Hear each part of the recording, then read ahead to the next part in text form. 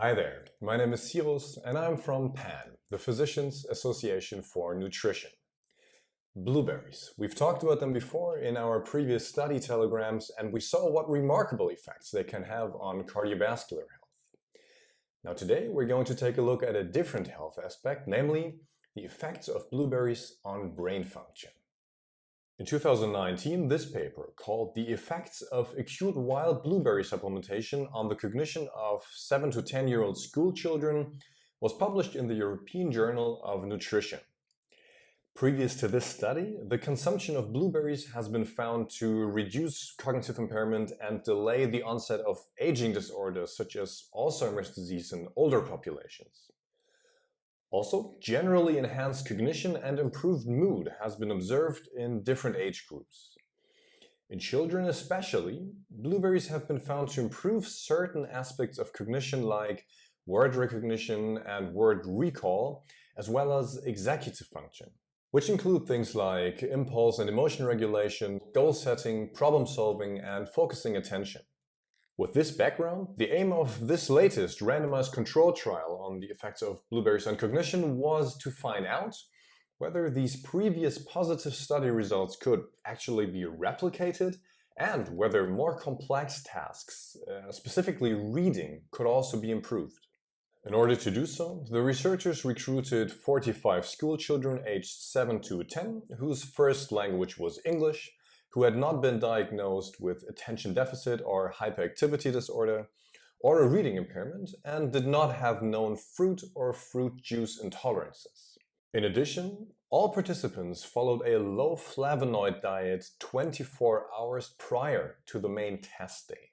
The researchers then set up a single-blind, randomized parallel group study with the treatment group receiving a blueberry drink containing 30 grams of freeze-dried blueberry powder, which was equivalent to 240 grams or 1.5 cups of fresh blueberries, and the placebo group receiving a placebo group matched in sugar and vitamin C content as well as color and taste, so that blinding among the two groups was possible.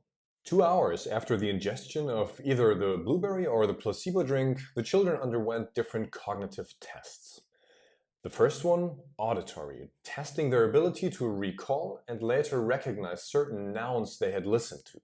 The second one, visual, testing how accurately and how quickly they were able to identify the direction of arrows that were only visible for a fraction of a second by pressing the correct arrow keys on a keyboard.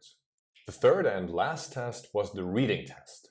The children were asked to read as many words and non-words as possible, increasing in difficulty from single to multisyllabic in 45 seconds. Okay, that sounds like a tough day at school for anyone. Let's see how well the children did and whether there were differences between the placebo group and the blueberry group. In the auditory test, the blueberry group showed partially significant improvements in both overall word recognition, which included long-term recognition, as well as word recall with a short delay.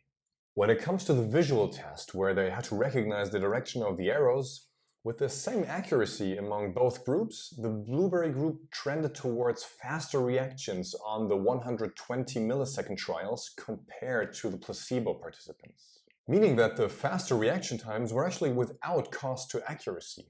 Now, regarding the reading efficiency, there were no effects in either of the two groups. Okay, now let's have a look at the discussion and find out what these results actually mean. In general, it should be noted that both drinks were matched for sugar content, so the observed positive effects on cognition cannot be explained by a glucose effect.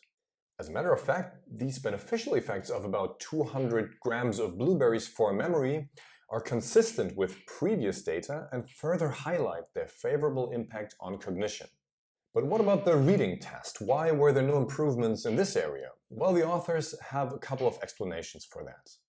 Firstly, the children from this sample were good readers, as all performed well within or above the average range for their age group. Therefore, these results cannot be generalizable to children with differing performance.